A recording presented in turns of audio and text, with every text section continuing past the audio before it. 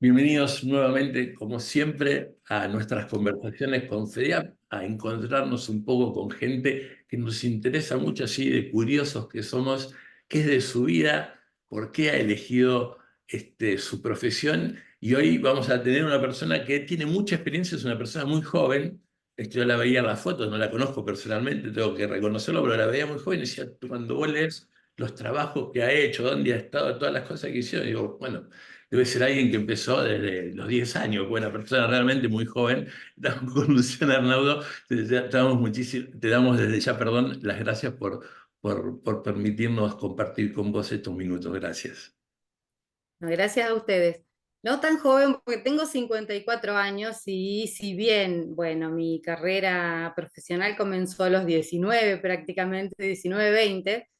Bueno, yo vivo en un pueblo, en pequeño pueblo decimos nosotros porque en realidad tiene menos de 2.000 habitantes, que está situado en la mitad de la bota de Santa Fe, y con eso siempre me presento, ya sea en esta ocasión o en la que sea, siempre me presento de la misma manera, orgullosa de ser de un pueblo, del campo, porque ahora estoy viviendo en el campo, nuevamente en mi casa paterna.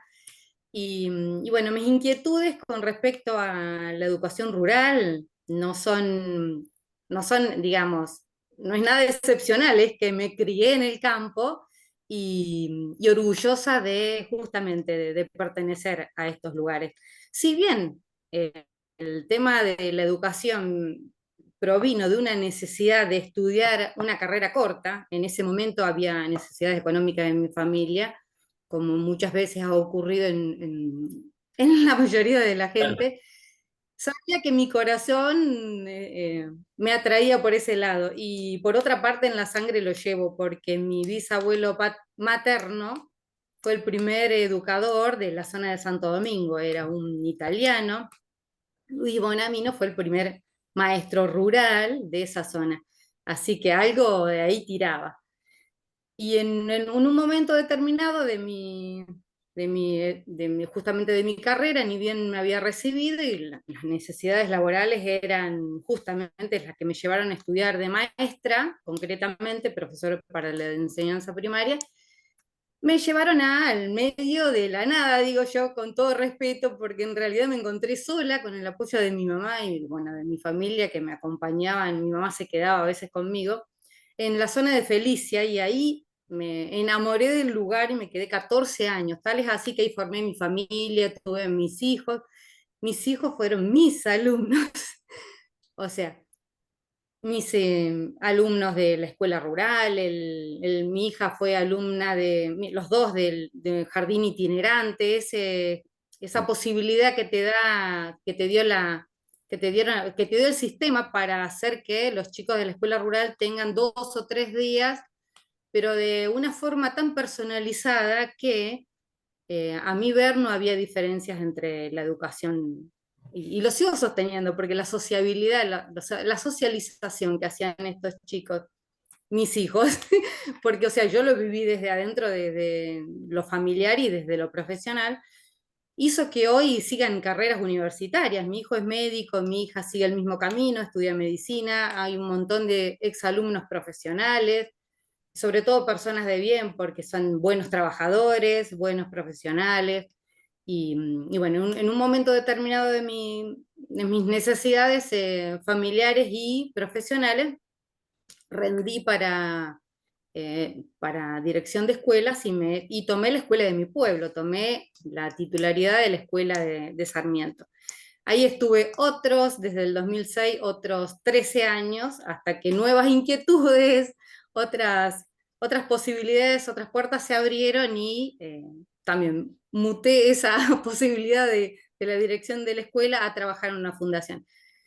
Pero antes quería comentarles que, bueno, mientras estuve en la escuela rural, ahí comenzamos a trabajar con María Alejandra Snidrik, que es una compañera de ruta en lo profesional y también en la amistad, por años que llevamos de amistad, y también de compartir esta pasión por la educación rural, y con ella presentábamos proyectos, nos presentábamos a proyectos innovadores, los ganábamos y llevábamos a esos chicos, a nuestros estudiantes, nuestros alumnos de ese entonces, hacer pasantías, o sea, era la única escuela y todavía creo que es poco lo que se da de escuelas primarias en el medio rural y con mucho éxito. Nosotros siempre decíamos que en la escuela rural el maestro es clave, el maestro director es clave, porque justamente como hay un proverbio que dice que un maestro puede dar a los chicos el mejor de los futuros o sellar una condena temprana.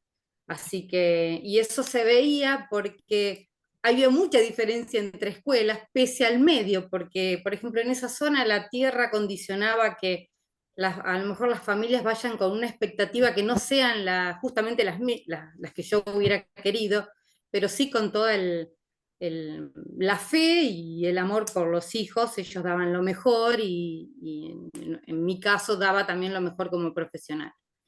Y eso creo que da su fruto después a la larga.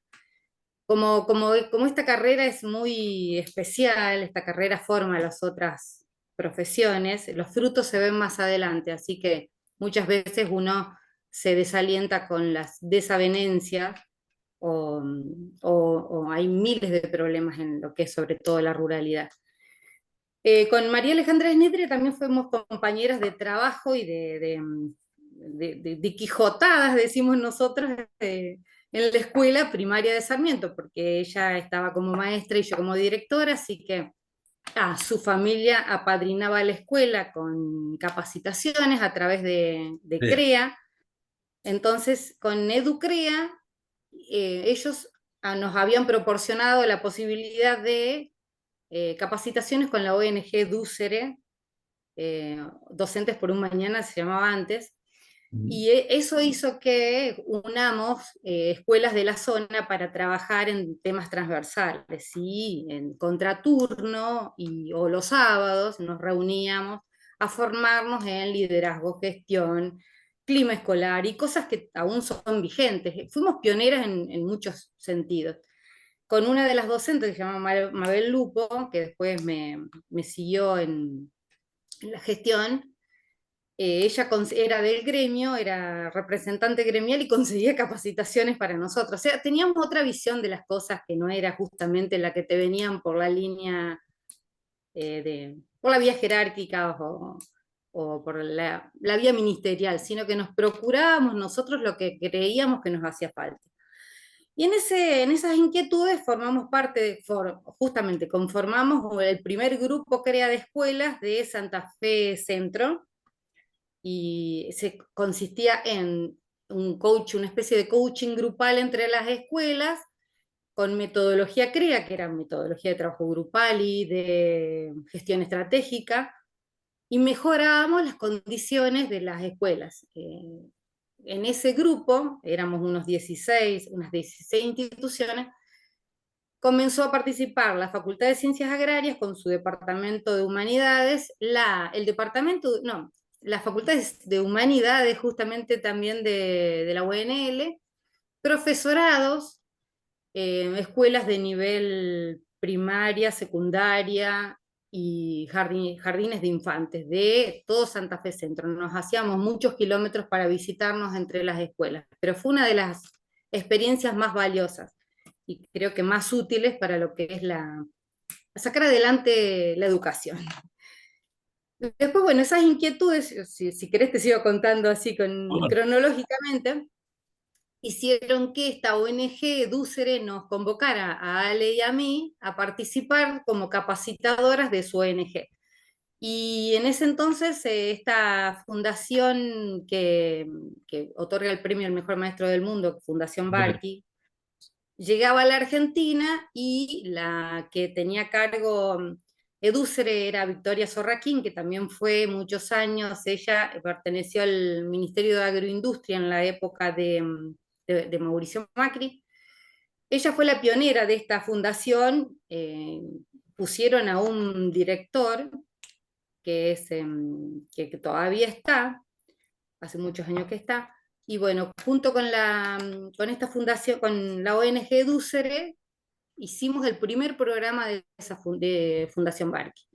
toda esta ONG. Y a mí me ofrecieron la coordinación de un equipo en la provincia de Corrientes, y ahí literalmente dejé la escuela primaria, o sea, como que yo vi cumplido un ciclo y me dediqué a formar parte de equipos para esta fundación, más otras cosas que hice con Ale, y que seguimos haciendo, ¿no? Pero tuve la ocasión con esta fundación de armar programas enteros para ministerios, incluso para ministerios de otros países, y formar parte de equipos de consultoría. En Perú, para el Minedu, fui en 2 ocasiones.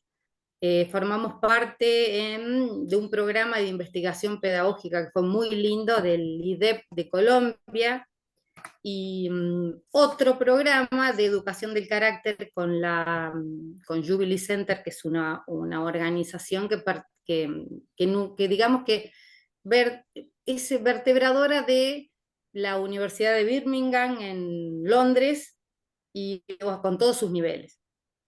Y con educación del carácter nos habían enviado a Roma uno de los congresos.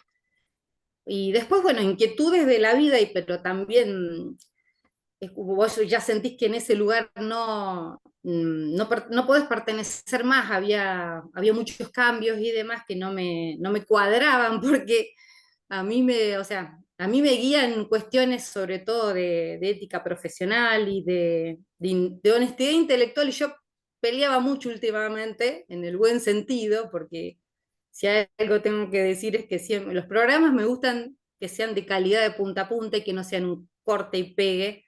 Entonces, un bendito día me fui. Y seguí haciendo, justamente ahora elijo lo que más me representa. Y una de las cosas que me representaron, justamente en este 2024, fue haber trabajado para la Facultad de Ciencias Agrarias, con Ale también, en un curso de posgrado para docentes y directivos, también con grandes temáticas, pero que estaban más apuntados al ser del profesional docente que a la gestión en sí, porque eso lo pueden encontrar en todos lados, pero no hay nadie que se dedique a vos como persona, como profesional, como persona en lo profesional. Y la verdad que les gustó mucho. Eso dio pie a que nos llamen de escuelas puntuales para trabajar en clima escolar, en bienestar socioemocional, en proyecto de vida, sentido de vida. Así que un poco a eso nos estamos dedicando. Y otra de las cosas que quería comentarles es que durante los últimos 2 años hemos capacitado, bueno, no sé si es capacitado, pero colaborado en la formación de equipos de escuelas agrotécnicas en la provincia de Entre Ríos, con el aval del ministerio, y con EFAS, escuelas CEFAS, y algunas que articulaban con estas CEFAS de Corrientes. Y también en temas transversales, en temas que tienen que ver con la gestión, pero sobre todo con el fortalecimiento de los equipos. Eso es un poco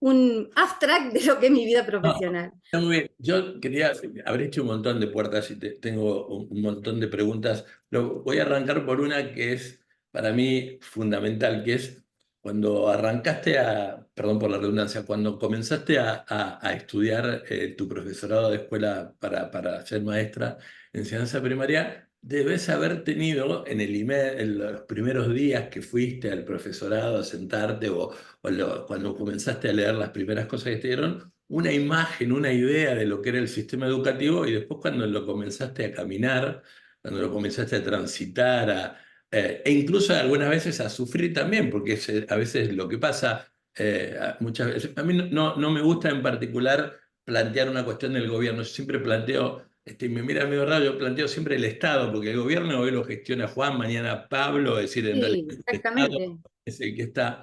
Bueno, desde esa Luciana que con toda su ilusión arrancó a los 17, 18 años al profesorado, que tenía esa mirada, y la Luciana que hoy llega ya más madura, con una experiencia muy grande, ¿cuál es las diferencias que vos fuiste viendo? ¿Cómo mirabas la educación y después cuando estuviste adentro, qué es lo que te encontraste, por decirlo de esa manera?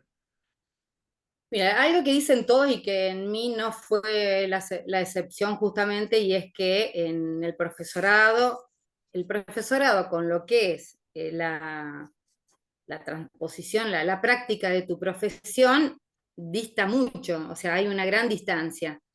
Y en ese caso también lo fue, ¿no? Y mis expectativas después fueron cubiertas sobre la marcha y sobre el día a día del poder ayornarme a lo que es realmente la realidad, porque te urge conseguir trabajo y de hecho vas a las escuelas y ahí te encontrás con la realidad. Todo lo que aprendiste y todas tus ilusiones se tienen que amoldar o al menos intentar amoldarse al sistema, el sistema escuela, el sistema sección, al sistema región o delegación regional en este caso, y también el sistema provincial y nacional. Y dista mucho de lo que vos querés hacer con total libertad. Pero como lo mío fue en una escuela rural en donde, si bien tuve muchos, o sea, los supervisores que me visitaban fueron muchos, fueron 20 y pico, Bueno, los cambiaban a cada rato, entonces hacían esa voltereta y todo querían saber en un ratito que te visitaban. Después hacía un poco lo que quería, pero en el buen sentido, así que me pude dar el gusto de incursionar por un montón de metodologías que estudié y no me sirvieron, otras que sí me sirvieron, otras que me las inventé o que ya estaban inventadas pero no las conocías, o estudiando un poco más me daba cuenta de que podían funcionar, y hacer esa ensalada de métodos que es en la realidad y no es lo que te dicen, no es como te la pintan. Y pienso que sigue ocurriendo. Y te quiero comentar que trabajando para esa fundación tuvimos que hacer un análisis, o sea, formé parte de un equipo que analizó todo el sistema educativo, en este caso de la provincia de Jujuy, pero que yo conociendo varias provincias me daba cuenta que era todo lo mismo. Y parecía que no hubiera transcurrido el tiempo entre lo que fue mi profesorado y lo que era ahora. Los institutos superiores son digamos, una casta especial, es un estrato digamos, que valdría la pena innovar ahí bastante. Si bien hay, o sea, excepciones y casos en donde vos ves que, que es lo que uno pretende que suceda y que esa formación sea la óptima. Pero por lo general es como cuando me recibí. ujú. Me gustaría que que haya cambios rotundos ahí. Y Sí, que, me hacías acordar cuando hablaba de los supervisores, tenía un catalán amigo mío que decía, mucho no me preocupan los supervisores porque van un par de veces al año y encima te avisan, entonces él podía armar su escuela más o menos como la necesitaban sus alumnos y como quedaba bastante alejada del pueblo, en la zona de Vic, en Cataluña, donde él estaba, cada vez que iban lo avisaba, entonces bueno, ahí de alguna manera acomodaba lo que querían ver o que querían escuchar las cosas. Hablabas de los profesorados, y ahí es otro tema importante. Quería conocer tu opinión porque yo creo que en general es una frase hecha, ¿no? Que todos los extremos son malos. Pero nosotros estamos acostumbrados a jugar, digo nosotros los argentinos, a los extremos, ¿no? Entonces, bueno, la primera parte de este año después se fue aquietando el tema, que no quiere decir que debería perderse, pero viste que la primera parte del año se hablaba solo de alfabetización, y era un tema donde veías que lo poquito que se hablaba de educación era el tema de alfabetización. Mi mujer, que fue maestra jardinera durante 35 años, se quería tirar de los techos porque planteaban que lo importante era que puedan llegar a leer y escribir en tercer grado. Decía mi mujer, ¿para qué trabajamos tanto en la sala de 5 integrando, no? Porque no haya primero y segundo. Pero bueno, y después desapareció, después del jardín nos fuimos al tema de la universidad, que también es un gran tema y una gran problemática. Pero de los profesorados, vos lo definiste como una casta, hay muy poca gente que hoy habla y hay muy poca gente que hoy le pone la lupa a un lugar donde justamente se está formando la gente que debería estar en el futuro muy inmediato mejorando las estructuras educativas o mejorando el sistema. ¿Por qué crees que pasa eso, no? De que nos vamos a los extremos y no enfocamos ahí.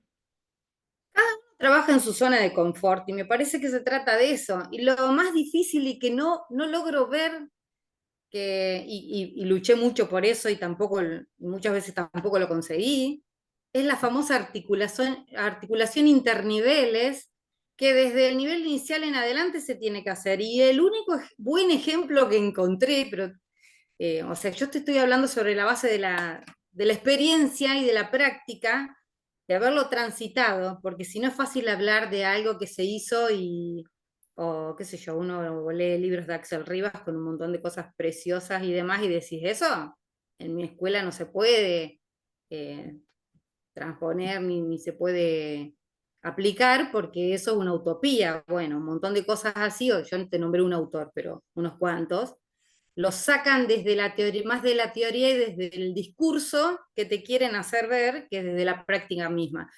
Pero en el caso este de la articulación, yo puedo poner un buen ejemplo, y es el que hizo hace unos años el Departamento de Humanidades de la Facultad de Ciencias Agrarias, con uno de los programas bueno, y la Secretaría de Extensión, ahora no me acuerdo bien quién le encabezaba, me parece que la Secretaría de Extensión, era hacia los otros niveles educativos y se abrió la escuela, perdón, la universidad, la facultad, a la comunidad, para que poder solucionar problemas que tienen que ver con problemas de base. O sea, llegaban chicos a la facultad que no sabían ni por qué estaban ahí.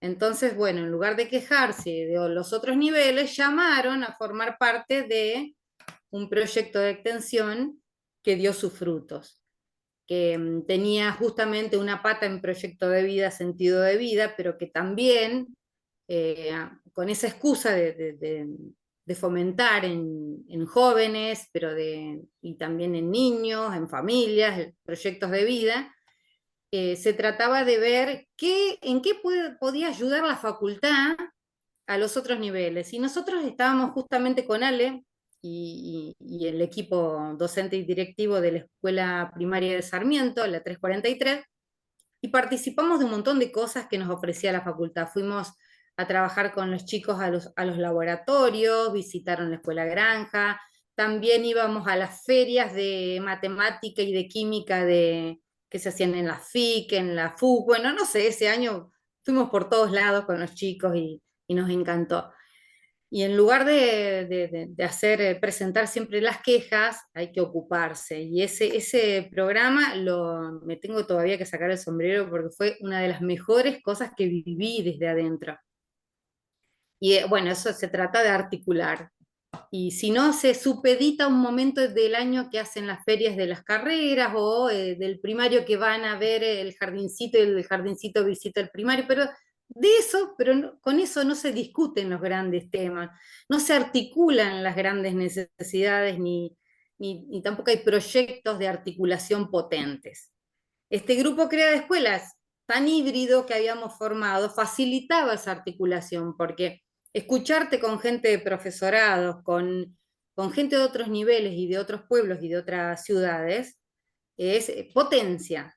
Potencia aparte abre la cabeza, ¿no? Porque si no es siempre lo mismo, es, bueno, yo hago lo que puedo porque total, después tengo la plata en el cajero o en el home banking. Y la educación, ¿por dónde te pasa? Mientras tanto, los cambios, bien, gracias. Pero tenemos un margen de autonomía que nunca lo sabemos aprovechar Totalmente. institucionalmente. Me reía porque, bueno, estoy tratando de que me queden en cada uno de los cajones las preguntas, pero lo que recién decías me retrotrae un amigo, uno de los primeros jubilados que tuvimos dentro de la estructura nuestra, Quique Ficoseco de Arequito, de una escuela de alternancia, no una EFA, sino de un centro de formación rural, otro de las instituciones que hacen alternancia en Argentina. Yo en particular trabajé para esa fundación que fue el primer director jubilado él siempre tenía una historia que decía, mira, hay que ir por otro lado porque, digamos, o para algunos, mejor dicho, el chico va a la escuela, pasa por el cajero del 5 y cobra. No va a la escuela, pasa por el cajero del 5 y cobra. Se porta bien, pasa por el cajero del 5. Se porta mal, pasa por el cajero. Se porta, aprende, no aprende. Digamos, es todo un tema, digamos, porque en realidad, digamos, tampoco vos podés... hay veces que uno, haciendo formación docente, yo venía del palo de la agronomía, y después de viejo hice una licenciatura en gestión de la calidad de la educación en la Universidad de El Salvador para poder entender que hacía tantos años dentro del sistema educativo un tipo que no tenía que ver con eso, y que yo trabajé en una escuela secundaria agraria desde que estaba estudiando, digamos, no, en ese sentido. Uno también en algún momento los toma y dice, bueno, si tenés que saber que con algunos no podés contar. Vos hablabas recién de esta historia de cómo a lo mejor no todo el mundo se imbrinca en un proyecto, se coloca en un proyecto. A mí, al menos la vida, y no voy dando clases de vida por ningún lado, pero digo, la vida me ha planteado, digamos, algunas cosas que uno termina aprendiéndola, decir, bueno, en algún lugar el proyecto será más chiquito, en algún lugar tendrás que empezar muy poquito más corto. Eso a los que son más jóvenes, le digo, ustedes son más jóvenes, pero a los 70 César Isela cantaba una samba que decía, empezá por vos mismo y mañana seremos dos. Entonces, digamos, a veces pasa eso. Pero este tema de la articulación para mí es fundamental, es primordial, que se debería atacar. Y te voy a llevar ahí, hablaba recién de los argentinos a los extremos, ¿no? Digo, preocupándonos por el jardín, después por la universidad. Viste que dicen que los argentinos son un poco directores técnicos de fútbol y también un poco ministros de economía, son unos todólogos de la historia. Y también son unos expertos diagnosticadores, creo yo, porque toda la vida vivimos diagnosticando y nunca nos ponemos en marcha, ¿no? Entonces, digamos, el diagnóstico de la educación está mal es de siempre. Vos hablabas de Vicky, de Victoria, cuando trabajó en el Ministerio de Agroindustria. En la gestión anterior hubo un proyecto del PEA, que se hizo todo un análisis sobre la educación rural y agropecuaria muy interesante. Se gastó mucho dinero, inclusive de más, porque había otras cosas que se podían haber solucionado más directamente en la escuela, y te encontrabas con algunas cuestiones. Los documentos están, si no los tenés, los puedo facilitar, son realmente algunos fascinantes, porque te encontrás con la queja de los padres respecto al sistema educativo, pero la siguiente pregunta, están recontra orgullosos de la escuela donde van sus hijos. Digamos, ¿cómo podías comer esas dos cosas? Entonces, en esta cuestión del diagnóstico, tu mirada a través de los años refleja esta historia de que efectivamente estamos muy mal en la educación en Argentina. Sí, pero ¿sabes por qué estamos muy mal? Porque no buscamos lo que sí funciona, lo que funciona bien, así sea poco o mucho, pero identificando con nombre y apellido y número de escuela los que trabajan bien. Y esto me quedó picando esto que dijiste y digo, te lo voy a seguir, te lo voy a correr a eso porque yo estoy en la misma, esto de los planes de alfabetización.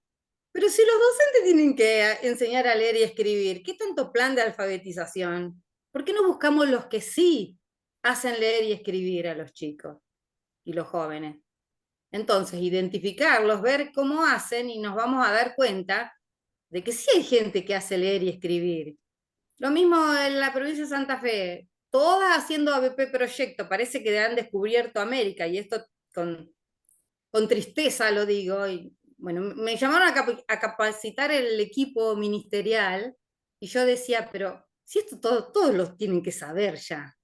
¿De qué estamos hablando? Busquemos los que sí hacen ABP Problema, y también los que hacen ABP Proyecto y los que hacen estudio de caso, y los que trabajan con dilemas, y los que trabajan bien, y los que hacen leer y escribir. Pongámosle un micrófono, filmemos lo que hacen y difundamos eso, que sí hay buenos docentes, buenas escuelas, buenas secciones, pero si traemos gente de afuera para que nos vendan espejitos de colores y nos capaciten así masivamente, o alguien que hable, o una disertación masiva y para que hable y no buscamos, así sean pocos o muchos, como te digo, no me atrevería a decir ni cuántos, los que sí hacen leer y escribir a sus estudiantes, a sus alumnos, y las escuelas que funcionan bien, que tienen buen clima escolar, y, y fomentemos eso, las hagamos conocer, la educación va a estar mal, y seguimos haciendo estadísticas. Entonces la ONG Argentinos por la Educación, y sí, saca un montón de, de flyer y de chocolate por la noticia. Si ya sabemos eso, que tantos estudiantes saben leer y escribir, vayamos a una escuela demos una recorrida y ya nos vamos a dar cuenta. Y hay todo un sistema ahí, un montón de gente paga, que en teoría lo tuviera que saber y tuviera que asesorar y los tuviera que identificar, y sin embargo no sé qué es lo que están haciendo. Pero primero es buscar lo bueno e identificarlo y darle difusión. Ahí es un tema que está, creo que casi soldado adentro del sistema, porque los docentes somos muchos de los eslogans, de las palabras, y de seguir con el tema de las modas, ¿no? Es decir, en un momento fue trabajar con las diferencias, y yo los toreaba mucho a los que capacitaba, digo, bueno, pero si es que es verdad que trabajás con las diferencias, debe tener como 15 estrategias dentro del aula, porque hay Mm, muchas respuestas distintas a lo que vos estás planteando. Lo que planteabas de la así es. OIT, yo me río porque cada vez que alguien me plantea esto, le digo, mira, te voy a llevar a una escuela de alternancia. No es porque sea buena o mala, pero las escuelas de alternancia trabajan lo que llama, llaman los planes de búsqueda, que son eso, son aprendizaje basado en proyectos o basado en problemas en función de una situación, que es lo que pasa. Digo, no, tiene otro nombre, estará puesto desde la cotidianidad, ya no ven como una cosa no sé si relevante, pero como una cosa novedosa, pero hace 50 años en la Argentina eso se viene haciendo. Por supuesto que todo, la cuestión mejora. Y es un tema también de compromiso personal, yo creo, ¿no? Es decir, me parece que también Totalmente. ha puesto en eso, ¿no? El ver, decir, cuánto uno está dispuesto a mojarse. Embarrarse, como decíamos nosotros. Por ejemplo, hablamos de educación rural, de la enciclopedia del maestro Luis Iglesias. Yo me la compré ni bien me recibí y tuve que ir al campo, y es vigente.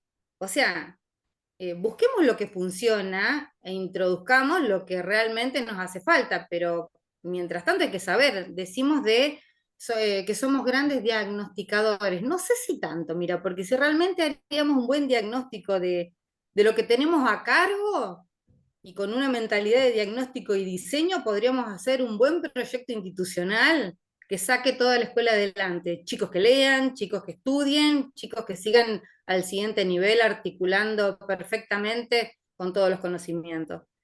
Pero a veces nos quedamos con que nos tienen que venir a decir lo que tenemos que hacer. Y ese diagnóstico para que, digamos, no, cuando venga el supervisor vea todo lindo, se lo mostremos y que, o sea, que la alfombra esté bien lisita y No, no se vea lo que está debajo. y que se vaya feliz diciendo que ha podido lograr en las escuelas hacer cosas importantes.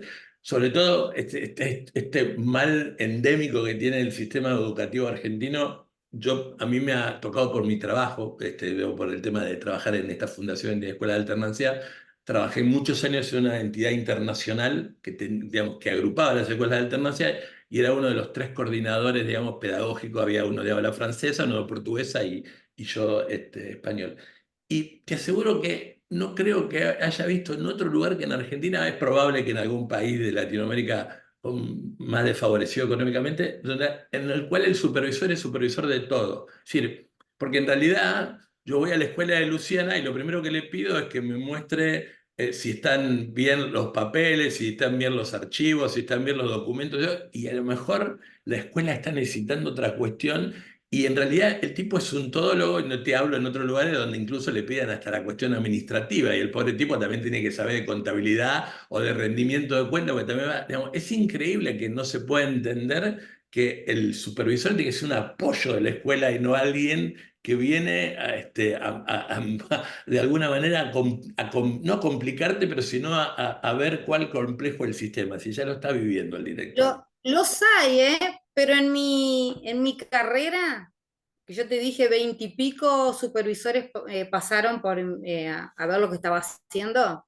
Te podría decir que tres me pudieron asesorar o realmente tener una charla de iguales hacia la mejor institucional. El resto venía o a cumplir o a canalizar algunas otras inquietudes de sus formas de ser o de, qué sé yo, hacían su relevamiento y se iban, pero no se les caía una idea para brindarte porque no la sabían.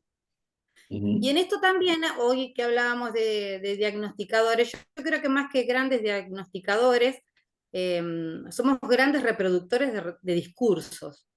Porque, bueno, justamente a raíz de un estudio de posgrado que hice en la maestría en políticas públicas educativas, en la UNL, mi trabajo de tesis fue sobre representaciones sociales sobre inclusión educativa, que era uno de los ejes de la política educativa provincial. Y en esa búsqueda fue un estudio de corte sociológico, y lo cuento porque me recontra fascinó, me terminó fascinando algo que bueno, era la directora Graciela Frigerio, fue la que me dio la punta a mi inquietud, porque yo como que no daba pie con bola con lo que quería investigar. Y en esa búsqueda ella me dice que estaba buscando las representaciones, que tuviera que buscar las representaciones sociales, que son nada más y nada menos que qué imágenes tenemos sobre algo, en este caso sobre la inclusión socioeducativa, pero que tiene más que ver con el discurso, y a veces en la práctica eso no se da, termina siendo solamente una cuestión de discurso. Y hay método para probarlo y todo. De hecho, después si quieren puedo comentar más. Pero, y me hizo acordar mucho de lo que estábamos diciendo de cuando vino el supervisor, bueno, le mostramos lo lindo, esto acá, lo que quiero oír, para un concurso lo que quieren escuchar, le escribimos lo que quieren escuchar y aprobamos y ya está. Pero en definitiva, que vayan a ver lo que estás haciendo en el día a día y cómo sacás la escuela adelante, eso no se evalúa, ni tampoco te lo pagan.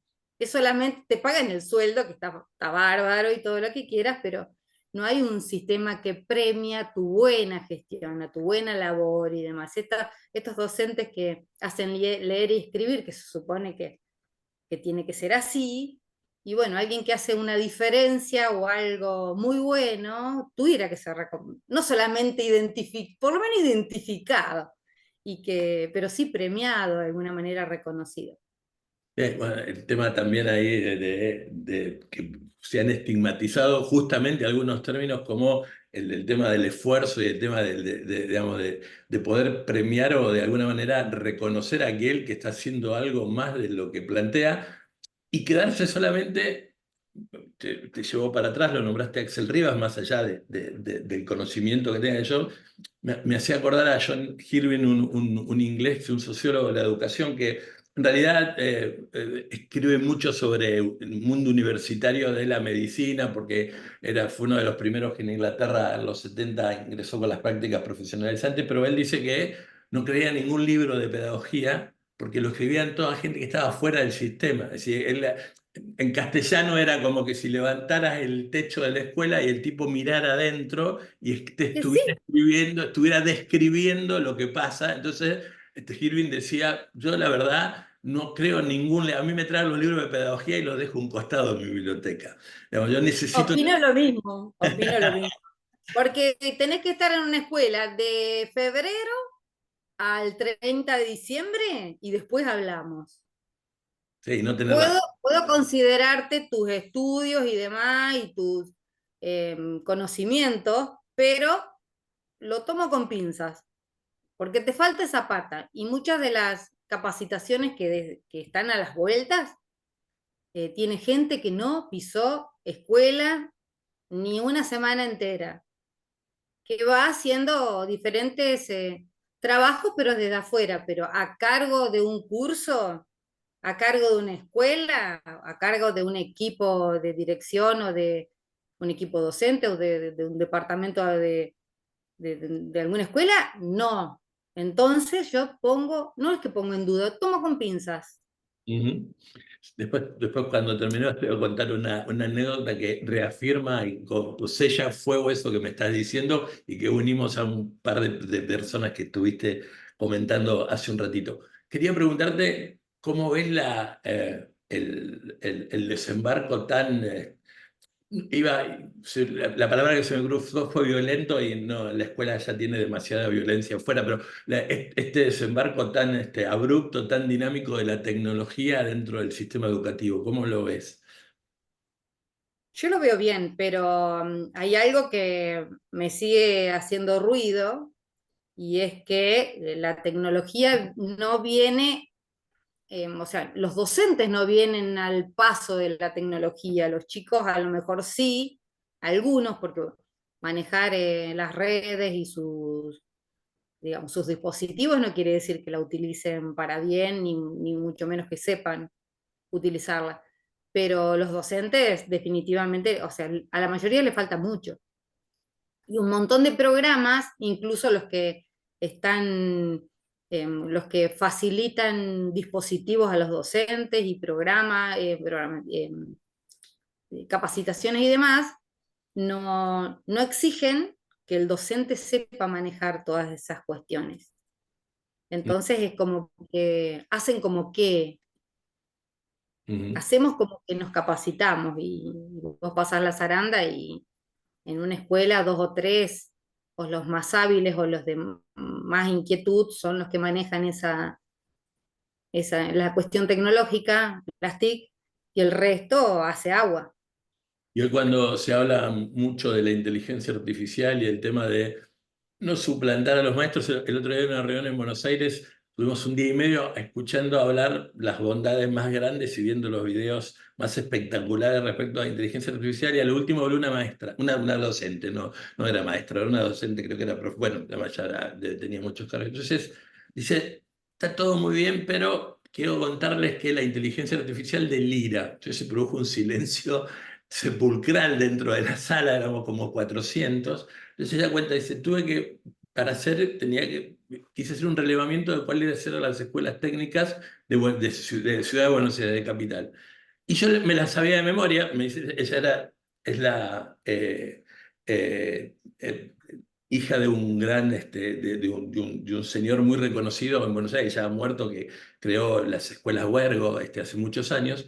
Y entonces casi que me la sé de memoria y me faltaba, ponele 24, no me acuerdo el número, me faltaba una, tenía 20, eran 25 y me daba 24, ¿no? Entonces dije, bueno, tengo chat GPT, ¿por qué no me va a sacar del apuro? Y tengo otras cosas. Entonces ponía el tema y me daba la escuela 342 en Sarmiento, para poner tu escuela, ¿no? Si ponía otra escuela, esa escuela no es técnica. Entonces le cambiaba, porque viste que la forma de trabajar ahora con ChatGPT, si vos un poco lo mimás un poco y le pedís que te humanice más el mensaje, te lo humaniza, lo cambiaba y te daba, no sé, la escuela 6 de San Nicolás. Entonces delira porque no tiene idea, no era hasta que yo misma, analógicamente, me acordé que la escuela que me estaba faltando era la tal.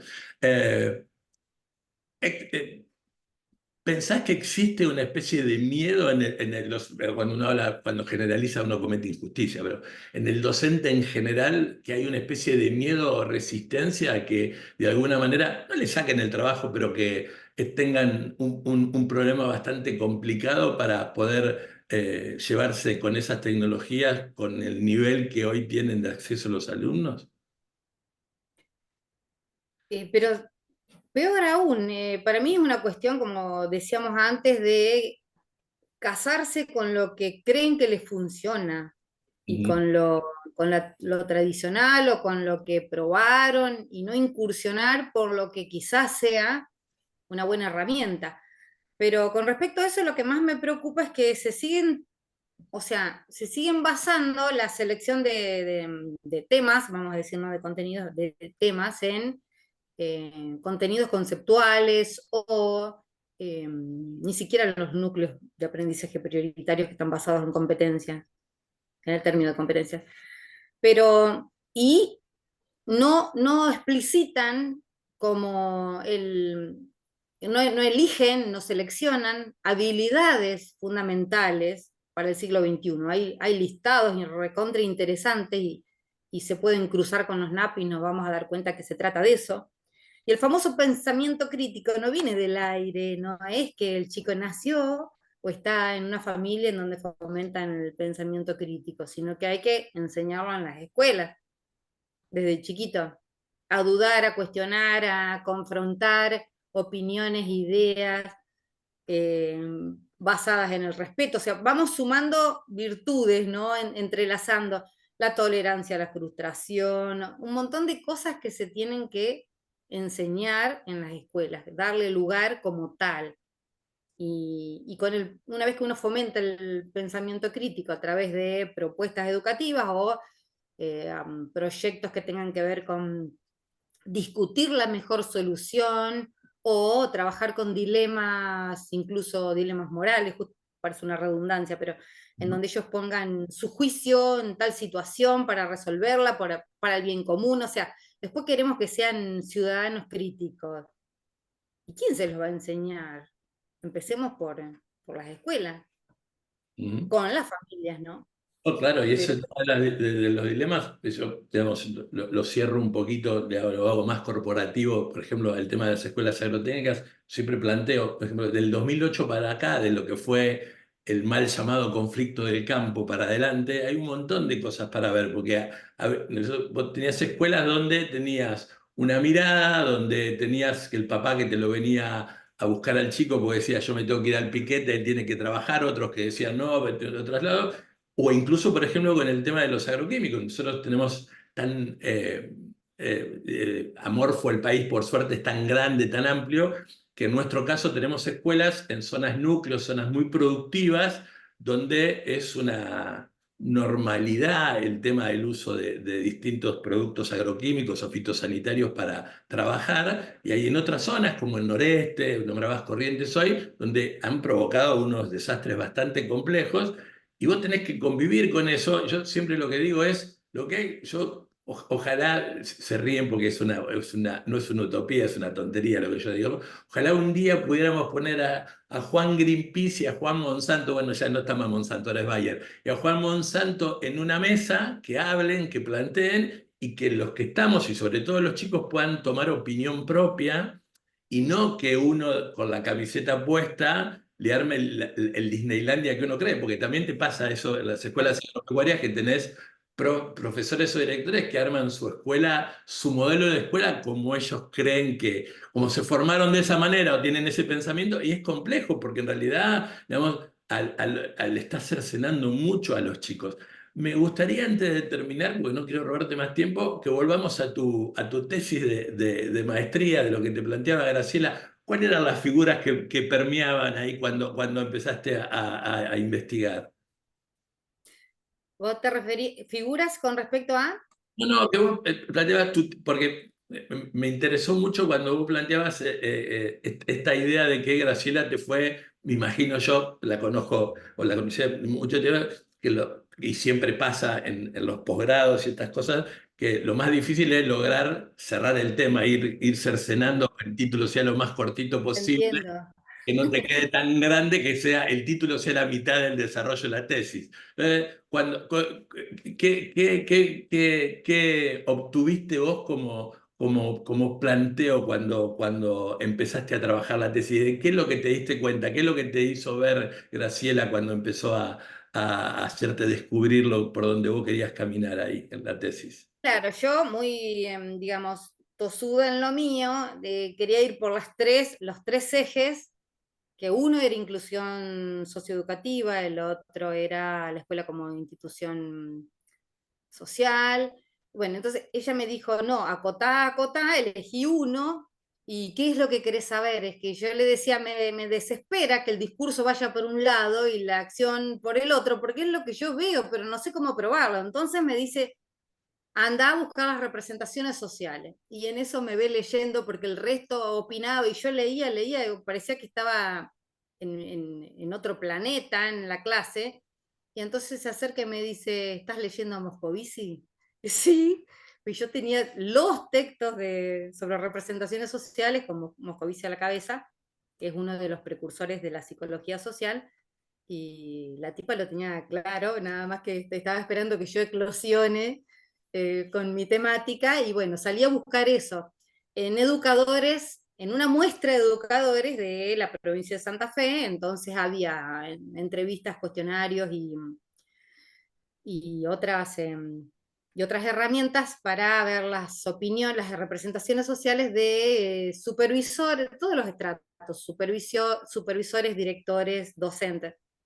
Y después de un procesamiento especial que se hace para sondear, digamos, extraer estas representaciones, que es muy interesante, y en ese entonces yo lo hice a mano, porque no, si no tenía que comprar un programa que no lo podía adquirir, entonces lo hice artesanalmente y tenía papeles por toda la casa, pero después, y además no estaba muy ducha, en el tema de inclusión socioeducativa, todos los directores, docentes y supervisores reproducían el discurso de la política pública provincial, pero después en el mismo discurso vos podés, haciendo ese corte, ese análisis, podés dar cuenta de que estaban todos parados en paradigmas anteriores a lo que es el paradigma inclusivo.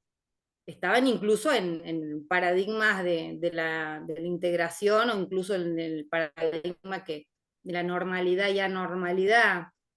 Bueno, es largo digamos, la explicación, pero que uno trasladado a otras cuestiones está muy bueno, porque en el momento de la defensa de la tesis, los jueces, el jurado, también me hizo indagar para preparar esa defensa en qué se puede hacer para acercar ese discurso a la práctica, porque yo lo que quería, lo que estaba probando era que el discurso iba por un lado y la práctica iba por el otro, la realidad iba por el otro. Entonces, bueno, hubo que un nuevo sondeo de bibliografía y demás, que me llevó tiempo, pero hay que acercar en espacios de diálogo y de grupos de estudio, hay que acercarse un poco más a la realidad y dejar de exigir que se reproduzca un discurso, tanto cuando van los supervisores como tenés que rendir un concurso, y buscar la forma de evidenciar la realidad. Por eso también una de las cuestiones que yo más discutía en la fundación, en los equipos en donde estaban, es ¿y qué impacto tenemos nosotros con nuestros programas? Si no vamos a ver qué, o sea, hacemos hacer un proyecto innovador, que lo único que hacemos para probarlo es a lo mejor un pequeño seguimiento, pero que no vemos en la práctica si eso se traduce en la mejora de los aprendizajes. Había un largo camino ahí, que incluso también hablando con Rubén Es, porque él fue mi director de tesis, y también él fue, y esto lo cuento porque él apoyaba esta idea, porque fue integrante de la comisión redactora del diseño curricular anterior de la provincia de Santa Fe, y él estaba en formación ética y ciudadana. Dice, nunca entendieron que la formación ética y ciudadana, y ahora trasladado a algo que me gusta mucho, que es la educación del carácter y sus virtudes, se tiene que encarnar en la práctica y en el hacer, porque si no, son discursos, son láminas, son una jornada llenamos de carteles y de cosas, pero que después, puertas afuera de la escuela, somos otra persona, tenemos otras virtudes, tenemos otros valores, que no son los que yo, con la nota que me saqué, que hice una linda prueba, que me saqué un 10. Entonces nunca, y esto referido a políticas públicas, se gastan grandes sumas de dinero en buenas intenciones a lo mejor, pero que después no repercuten en la práctica y en la mejora de los aprendizajes. No se gasta plata en evidenciar que eso sí dio resultado. Es muy interesante porque creo que la educación es una de las ciencias o es uno de de las cuestiones que le pasan a la vida donde es más difícil unir la práctica, perdón, el discurso con la praxis. Hay dos cosas que muchas veces a la gente le cuesta entender desde dentro de la escuela, que para nada es un camino lineal. Para nada es un camino lineal, no es que en realidad vas a poder reproducir tal cual lo que te plantea el libro, o tal cual lo que te enseñaron, como comenzamos nuestra charla, y que además, por otro lado, es un camino que está lleno de altibajos y lleno de curvas, que es muy probable que en la próxima no sabes con lo que te encontrés. Por eso, perdón por usar esa analogía automovilística, yo digo, sí, por eso digo, si, digamos, no tiene mucho sentido hablar de inclusión o de trabajar con la diferencia si en realidad dentro del aula lo que haces es reproducir y usás la misma planificación que hace 5 años, cuando estás diciendo fuera del aula los chicos no son los mismos, los padres no son los mismos, el sistema no es lo mismo, no, es un tema. No te voy a robar más Totalmente. tiempo, siempre terminamos haciendo una pregunta que no es para azotarnos, sino es para también tener la opinión de otra persona, y en este caso de una estudiosa y una experta como vos. Cuando te contaba que al principio estaba la maestría de educación agropecuaria en la facultad, yo tenía a cargo el área de educación agropecuaria. hacía una cosa media maquiavélica, era media mala, porque uno de los primeros prácticos era mandar a los alumnos a hacer una especie de taxonomía en las tapas de los diarios de los últimos 3 años de cuándo aparecía la educación como tapa de los diarios. Pero no, había una trampa ahí, una trampa no, había un impedimento que no podía ser ni por huelga, ni porque, por ejemplo, habían fracasado todo en el ingreso a La Plata en medicina. Es decir, eso no. Sino cuándo aparecía la educación en la tabla de diario y cuándo después que hicieran eso, cuándo aparecía la educación rural o agropecuaria en la tabla de los diarios. Por supuesto que dos ceros así grandes no aparecían nunca. Hablabas recién de políticas educativas, políticas de Estado.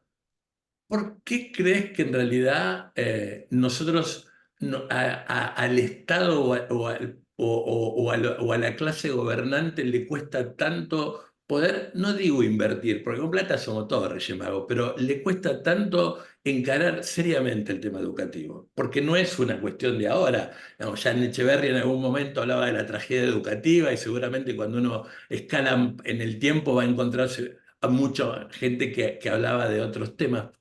¿Por qué vos, con tu mirada y tu experiencia, crees que el poder político o el Estado no le presta la atención que debería prestarle a la educación? Y que además, por otro lado, agrego otra cosa, por lo cual voy caminando por la vida generando antipatías, por ahí Me sumo. por ahí cuando el tema se pone un poquito en el tapete, hay un problema de paritaria y cuando se soluciona se olvidaron todos los temas. Ya pasó, parece que cuando en mayo se solucionaron el tema y se gastaron todos los de paro, se olvidaron ¿Cuál crees vos que es la razón? Mira, bueno, me sumo al club de los antipáticos, como verás, porque ya dije bastante, pero voy a decir una, y me parece que tiene más que ver con los mismos docentes que con el Estado en sí, porque los docentes están tan anestesiados, y esto lo digo desde haberlo vivido. Son manipulados por el ministerio, por los gremios, y se acostumbran bueno, a hacer paro en la época de paro, después por justas razones o cuestionadas, pero a ese mecanismo, se suman ese mecanismo y no alzan su voz ni toman realmente la autonomía que tienen para decir, bueno, esto que me estás imponiendo no va porque no va para mi comunidad, no va para mis estudiantes, no va para mis equipos, y no lo voy a hacer, y no te va a pasar nada si no lo haces. Al contrario, vas a fortalecer a tu comunidad, vas a fortalecer a tu equipo. No te digo ser una disidente o un disidente en todo, simplemente poner un poco de crítica a lo que haces y jugártela un poco más.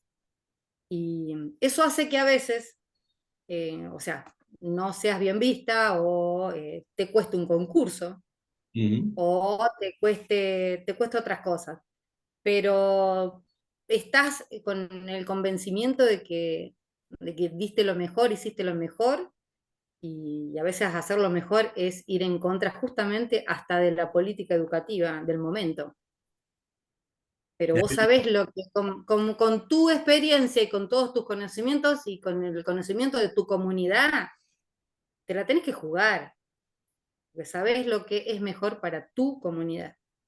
Me alegro mucho de tu mensaje, Luciana. Te agradecemos el tiempo y ojalá que podamos encontrarnos prontamente, porque en realidad nosotros necesitamos, creo yo, mucho más de este pensamiento crítico, pero que además, por otro lado, conjuga otra cosa que nos cuesta muchas veces incorporarlo, porque claro, recién hablabas, están anestesiados. Que es la realidad, digamos, y no hay nada mejor que en la escuela que trabajar sobre la realidad, es decir, no trabajar yo siempre planteo en la escuela, cuando en mis épocas que iba como director de pedagógico de la Fundación de Fra, digo, ¿cómo puede ser que en la escuela agrotécnica estén enseñando volumen con una fotocopia del libro, teniendo tanque australiano en la escuela? O, por ejemplo, el momento que están tirando un alambrado en el campo, el instructor no llame al profe de física, porque ahí además no hay un esfuerzo físico del esfuerzo físico, sino hay un proceso de física, digamos, hay una forma de poder tener en comunión un montón de cuestiones. Bueno, y el trabajar con la realidad creo que facilitaría muchísimo y a veces uno, me gustó, te voy a robar ese término de anestesiados, por ahí por estar anestesiados, deja que corra la vida y el problema es que para los chicos no es un día más de clase, sino es un día menos que tienen oportunidad de aprender. Ese es el tema. Totalmente. Por eso te digo que más me preocupa ese tema que el tema de los ministerios que no desembolsillan X cantidad de dinero en educación. Más me preocupa eso, porque es lo que más va a costar eh, que se la jueguen. Yo sé que hay mucha gente que sí se la juega, Seguro. y- pero que en el grueso no tiene peso. Te agradecemos otra vez el tiempo, ¿eh? Muchísimas gracias, aprendimos un montón hoy. Gracias. Gracias a ustedes, me encantó poder verte en mi opinión. Mi